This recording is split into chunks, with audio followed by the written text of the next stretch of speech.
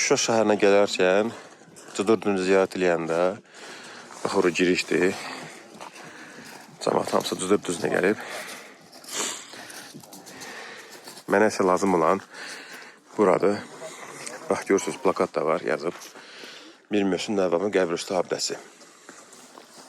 İnventar nömrəsi 5695.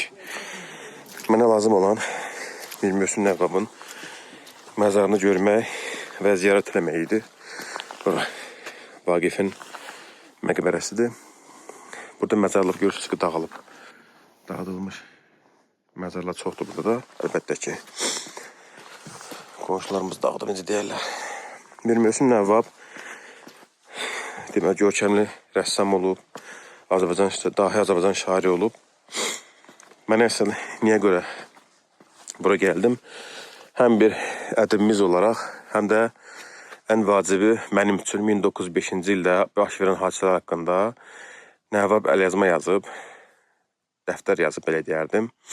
Bəs adı da ki, 1905-ci ildə 1905 Erməni-Müsəlman davası adlı kitab yazıb Nəvvab.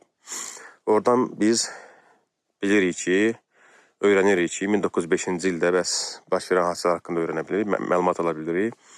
Və bildiyim qədərilə, baxmayaraq ki, Qarabağ ərazisində bir çox yeri işğal dövründə dağıdıblar. Həmin şəhidliyi var, həmin hadisələrin, baş vermiş hadisələrin şəhidliyi var Şuşa şəhərində və ermənilər nəzərçə onu dağıtmayıblar. Qismət olsa oranı tapıb, onların da ruhunu, şəhidlərin də ruhunu yad eləyərik. Həmçinin Nəvvabın da. Belə, siz də imkan olsa, gəlin, uzaqda deyil. Gəlin, ziyarət eləyin. Şairin ruhu şad olsun.